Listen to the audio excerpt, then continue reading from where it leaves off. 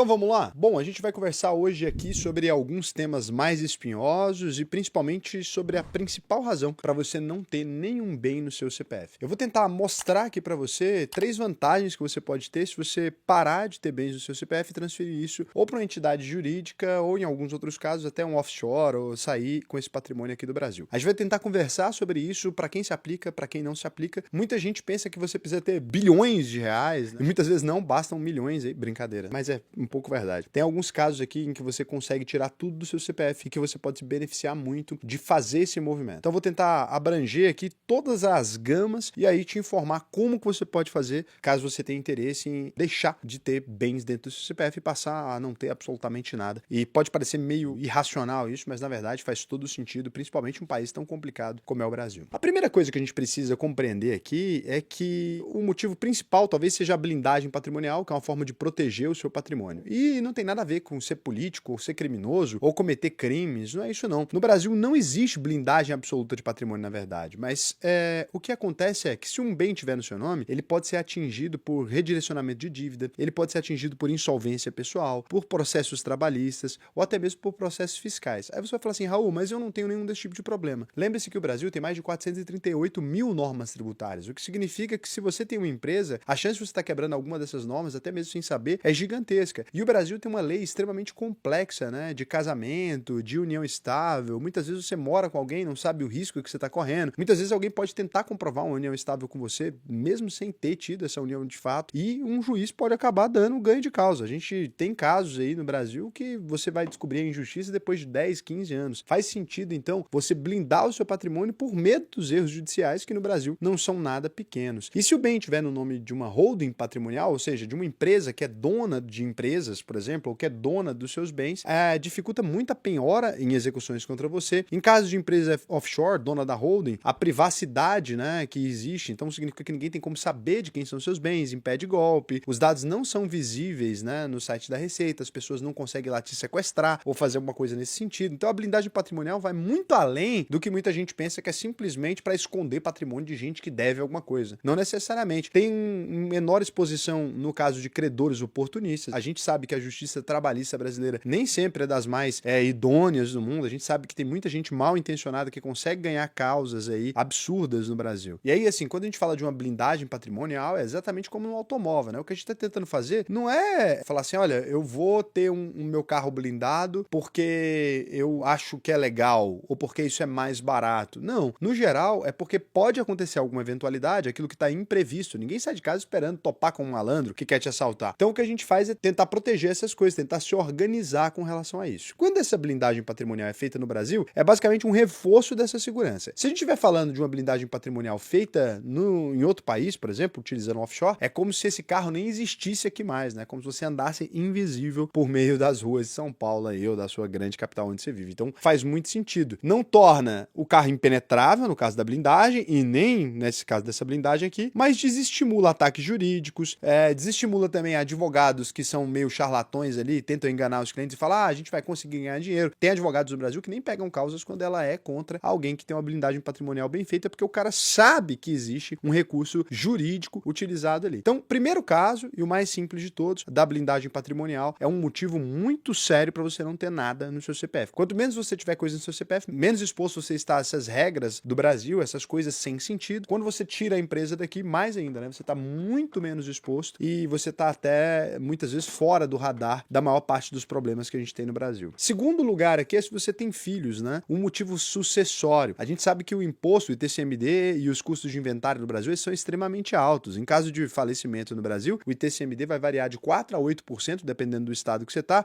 podendo passar de 30%, que está em veias de se tornar uma realidade em breve. Fora os custos adicionais, né? Como honorários advocatícios, cartórios, tempo, burocracia. Se o imóvel está em nome da empresa, o objeto de herança são as cotas da empresa que muitas vezes estão defasadas e tem menor base de tributação. Então, quando você transfere um imóvel para dentro de uma holding, na hora de transferir, você vai ter essas cotas mais defasadas, vai ter que pagar um tributo muito menor. Você tem uma organização, você consegue transferir essas cotas em vida sem transferir o controle, você tem um jeito de fazer isso. Você tem uma empresa offshore, dona de uma empresa brasileira, então você consegue fazer uma empresa que está em outro país, que ela é dona de uma empresa no Brasil, a sucessão ocorre pelas regras de outro país. Nos Estados Unidos, por exemplo, um estrangeiro com imóvel em nome pessoal pode pagar até 40% sobre a herança, se o imóvel estiver no nome de uma empresa empresa estrangeira, não há imposto sucessório nos Estados Unidos. No Brasil é a mesma coisa, a gente tem os imóveis, etc. Você consegue transferir esse imóvel, então, para uma holding aqui no Brasil, que é controlada por empresa internacional, e voa lá, né? Você consegue não ter nada no seu CPF, permitindo uma maior habilidade na gestão desse patrimônio. Então, isso acaba fazendo muito sentido. É uma organização muito mais interessante que aquela padrão. Outro caso, terceiro aqui e último, acho que esse aqui talvez possa ser o principal para a maior parte de vocês, né? É o motivo tributário do imposto de renda sobre aluguéis. Então, você está ali, passou um tempo, né, produzindo ali,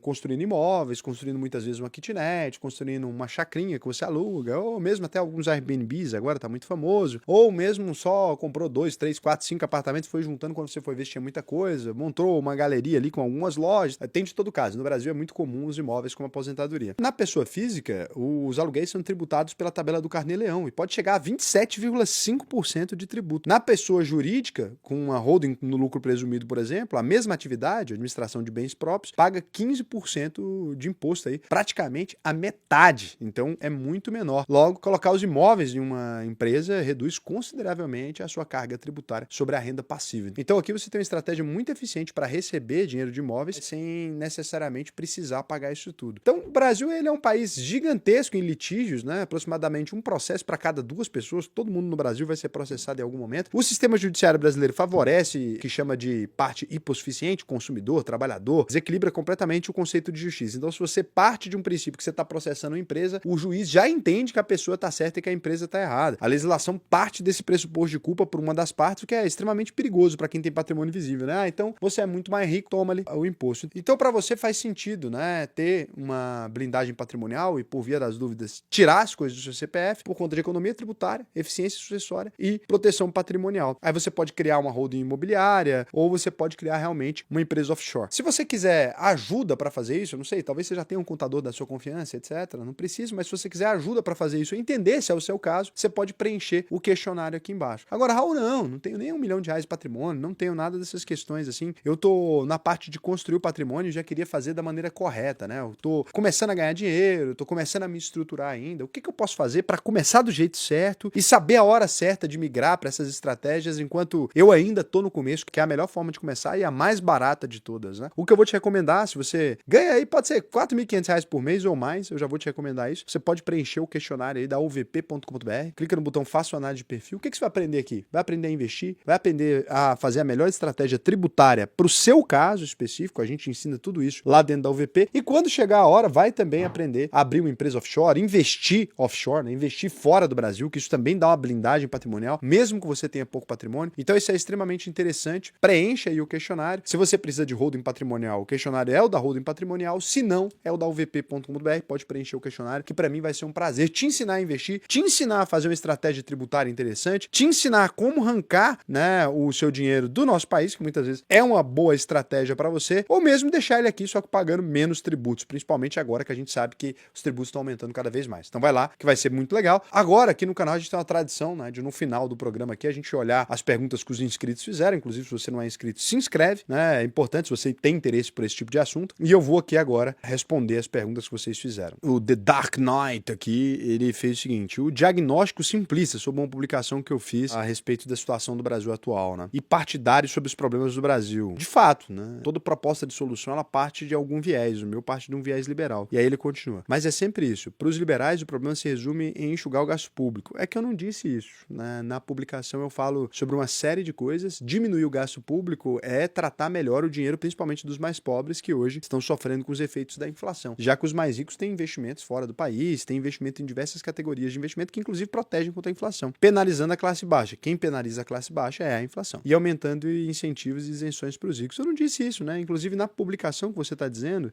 eu critico, inclusive, olha o tanto que você é desonesto, sem querer às vezes, né? Olha só, olha o que eu disse. Aqui na hora que eu falo que a gente não tem indústria forte, que a nossa classe média encolhe, né? E que a gente precisa pensar uma reforma tributária de verdade, investimento em infraestrutura, corrigir o INSS e controlar os gastos públicos. Então eu falo de 3 coisas aqui que o mais importante, por exemplo, na hora que a gente está falando de uma reforma tributária, é pensar em combater justamente as exceções da reforma tributária. Então tem hoje diversas empresas que elas são imunes a imposto e que por isso elas são mais competitivas. Eu acho, pelo contrário, que a gente deveria eliminar essas regrinhas e deixar todo mundo pagar imposto igual, e não uns setores que pagam diferente, etc. Então é justamente isso que eu tava falando. Presta atenção. Às vezes não vale a pena comentar sem saber ler. Se você não sabe ler, não comenta. E saber ler não é saber ler as letras, é interpretar. O Gui Basso, Raul, poderia colocar os prints e telas brancas em modo escuro? Não. Eu assisto os PCs no escuro. A hora que aparece a terra branca, parece que tomei um flashbang na cara. É triste pra você, mas a maioria das pessoas ainda não utiliza o modo escuro. Fica mais difícil de ver pra maior parte das pessoas que não são acostumadas. Mas eu entendo, você deve ser dev, vocês são meio viciados. O Jossos falou, é ignorância ou má fé? Essa proposta foi abortada. Se informem antes de comentar. Não foi, tá? O governo brasileiro, ele tinha feito a proposta de aumentar o IOF e ele aumentou para 1,1%. Depois, ele aumentou para 3,5%. Depois, houve a reclamação, etc. Eles falaram que voltaram para o patamar anterior, mas na verdade está em 1,1%. Era em 0,38%, então não foi alterado. Então esse é um problema. O Elionai Dutra, vocês têm consciência de que esse vídeo é estritamente para o público da classe média, né? E vocês sabem que ele sabe que se ele sair, vai perder público maior, que são os de classe básica que sustentam os vídeos e os negócios dele. Balela. É engraçado que você fez um comentário sem ter noção alguma do que você está falando, né? A parte que mais sustenta a nossa empresa, como a gente oferece serviços para a classe alta, no geral é a classe mais alta, que me dá mais dinheiro, né? É a classe mais alta e a própria, o que você chama de elite econômica, que eu não acho que essa é uma boa palavra, mas são as pessoas que ganham mais dinheiro. Então, eu não perderia público, não. Tanto é que o Charles saiu, uma galera saiu aí, ninguém perdeu o público, não. Mas eu não vou sair do Brasil, porque se você assistiu o vídeo, eu disse que acho que não vale a pena. Faltou assistir o vídeo até o final. E falta também a capacidade de interpretar a realidade, né? Eu trabalho com gestão de grandes fortunas, meu lindo. Beijo pra você.